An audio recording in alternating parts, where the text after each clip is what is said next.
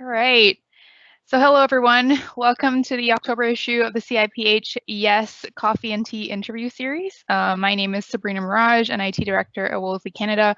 And our guest today is Heather Ferris, the Eastern Regional Sales Manager for InSinkErator Canada. And she's also the chair of our CIPH Women's Committee. Good morning, Heather. Good morning. All right, so to get started, we're going to do some quick hit questions to get warmed up. All right. I didn't let you know which ones I was going to ask ahead of time, but I think since this is coffee and tea, and I have mine right here, coffee or tea? Well, I'm British heritage, so I do like my tea, but first thing in the morning, it better be a coffee. Nice. Breakfast or dinner? Ooh, dinner. Yeah, I agree. Yeah. Mountains or the beach? Beach. Great. Camping or cottaging?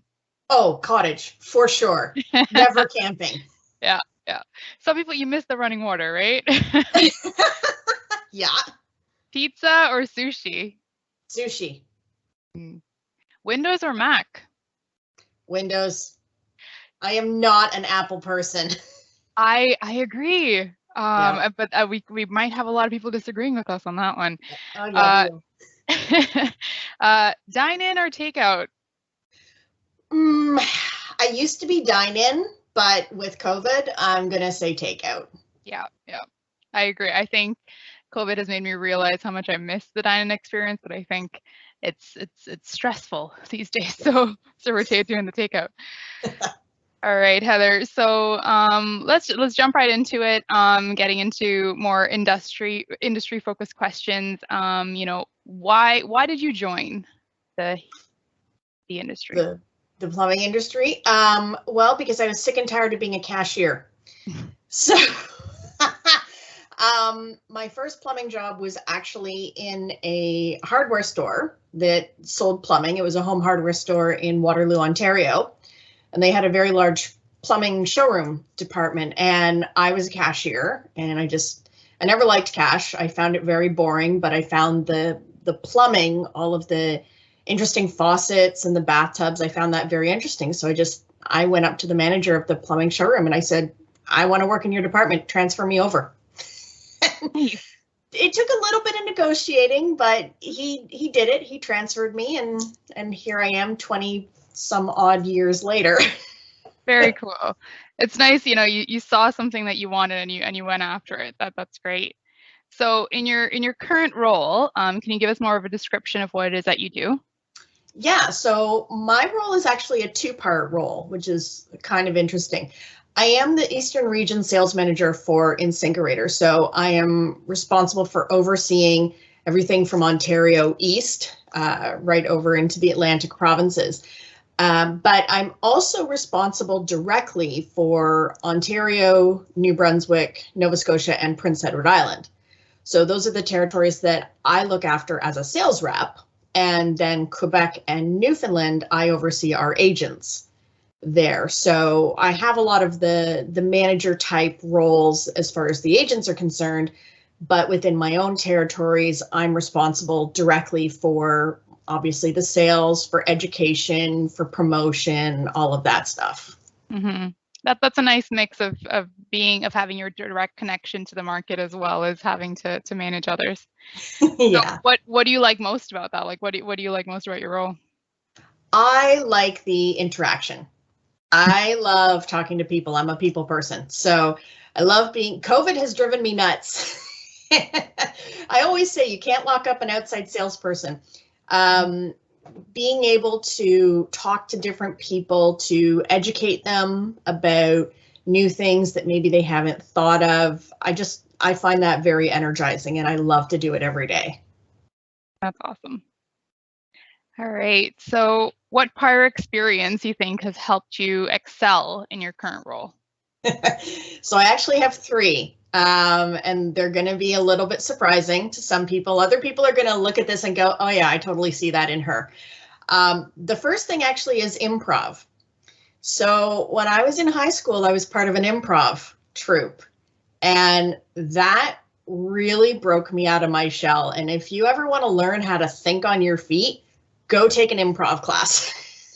Because you learn in all different kinds of situations how to think, how to speak, how to react, and it really it breaks you out of your shell. It really forces you out of your comfort zone. So that was a big one for me. Also, my showroom experience. I have a showroom background of about 13 years. So when I walk in to a training as a sales rep, I'm very familiar with the everyday challenges that those salespeople have to go through. So I'm coming at it from the same perspective that they are. Mm-hmm. And that helps to build a trust between us and a rapport. That's really helpful. And then the third thing, and this is another fun one, is both my parents were Dale Carnegie instructors. So for anybody who's familiar with Dale Carnegie, it's a lot of public speaking and, again, breaking out of your shell. And when you grow up in that environment, you don't get to be a shrinking violet. Yes, yeah, all on the spot, ready to, yep, not check public speaking.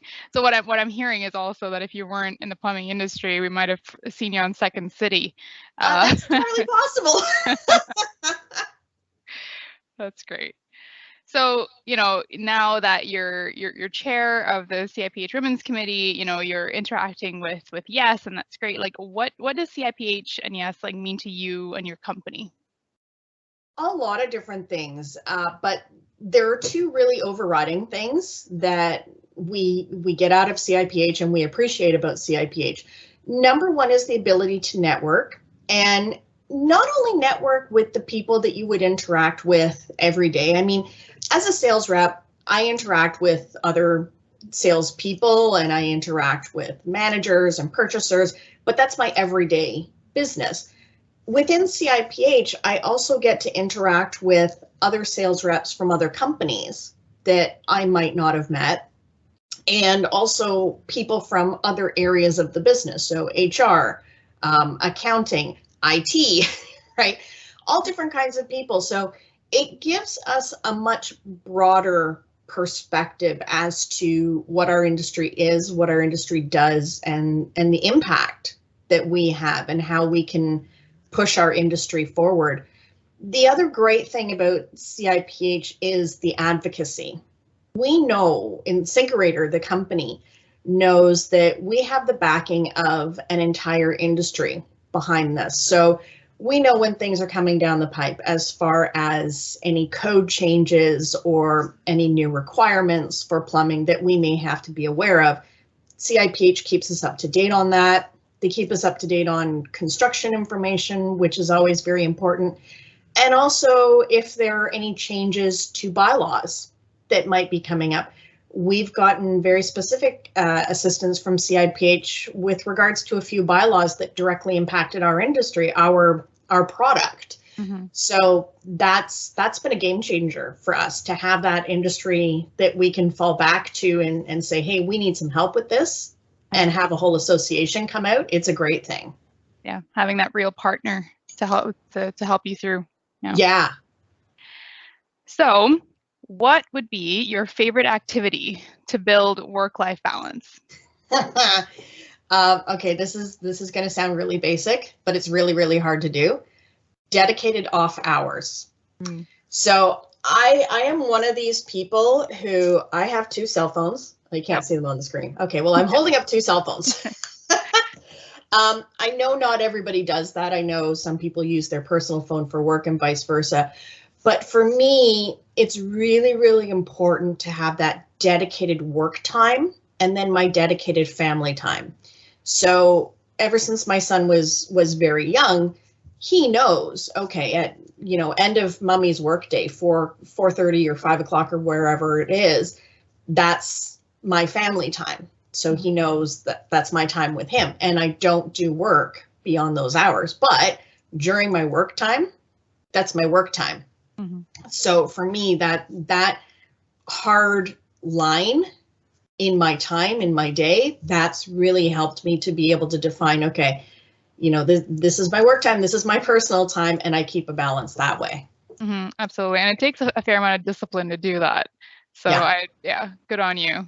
Especially if you know that plumbers and customers might be texting you at, 11 o'clock at night. Well, 11 o'clock at night, I'm sleeping. But we all need that downtime. If we're all running 24/7, 365, I mean, that's not a good thing. We're not machines. We need to recharge. Absolutely. And I think at times we don't realize how much this will only take 2 minutes, let me just take care of it. How much that tends to just grate away at that balance that you're trying to accomplish between both sides. Yeah. So this was my question that we talked about. So what skill or practice would you like to see fostered by the women of CIPH? Like, what do you think we should be doing more of? So many things. Actually, there's one basic thing, and that's just get out there. I mean, I talked about it with the Dale Carnegie and with the improv, and as women in the plumbing industry, plumbing and heating has always been a male-dominated industry for many years, and we're getting more women out into it, and that's fantastic. I am so happy to see that more and more women are joining our industry. But even those women who have joined our industry, and I've done this myself too a number of times, we still tend to sit in the background. It's the part that we're comfortable with, and whether we do it consciously or not, we don't always step up.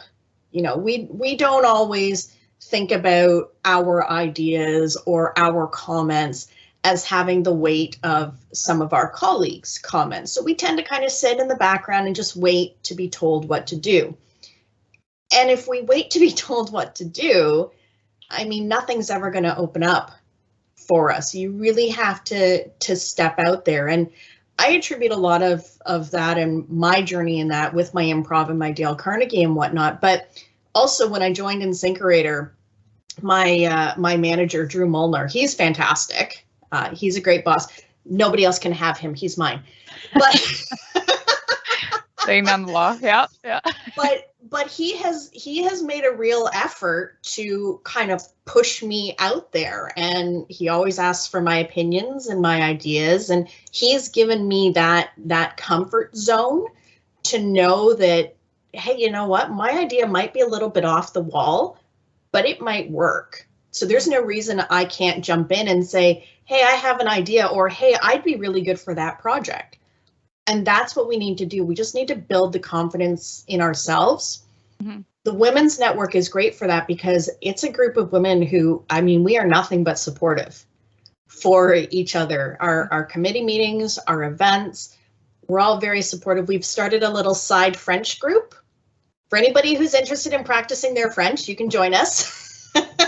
And it's all just about supporting each other and helping each other with everyday challenges and getting through the day. Absolutely. Fully agree. And the same, like what you mentioned about your boss supporting you and kind of pushing you to get out there. I think in addition to putting ourselves out there, if we see talent and, skill and, we want to foster that in other people, I think we should also be speaking up for others and, helping them, grasp those opportunities wherever we see them. Absolutely. Absolutely. All right, so we do have some time, so we'll do the one last question, which is, which is one of your favorite moments or wins while working in the industry? I love this story.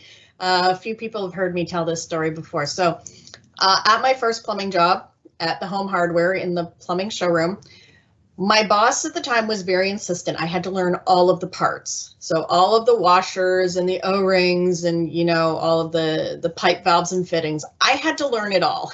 And I didn't like it and it was boring, but I learned it. So about 4 months into the job after I learned all of these parts, a gentleman came up to the counter. Now, I was early 20s. I was probably about 23. And this gentleman, I'm going to say was in his 50s. Probably. And he came up to me, he was holding a water heater element and he handed it to me and he said, I need one of these. And I looked at it and I said, okay, sure, that's just down aisle 20 over here. So if you want to follow me, I'll show you what you need. And he looked at me and then he turned and he looked across the showroom and he saw one of my colleagues who happened to be a man. And then he turned back to me and he said, no, I want you to go ask that man over there. And I looked at him, I said, okay.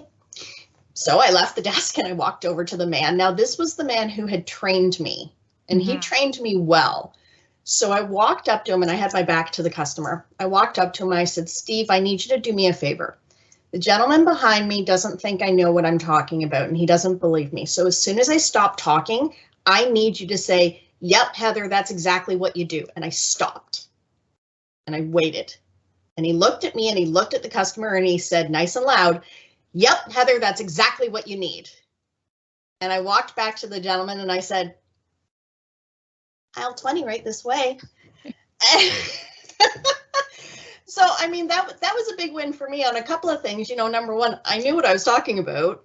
But number two, I had also proven previously to my colleagues that, you know, I had listened, I had learned, I had every right to be in that showroom selling the product. And he knew it and he backed me. Right. And I have been one of, I would say, probably the few lucky ones to be able to say I've had that pretty well throughout my career, which is a pretty great feeling. Absolutely. Yeah. To feel that support, it really does help foster and your own drive to keep going within your role and within the industry for sure. Yeah. All right, Heather, I think that's it for today, but thanks so much for your time. Thank you all for watching. Please tune in for next month's interview. I think we have one or two more in the series, and thanks so much for supporting the Young Executive Society of CIPH. Goodbye.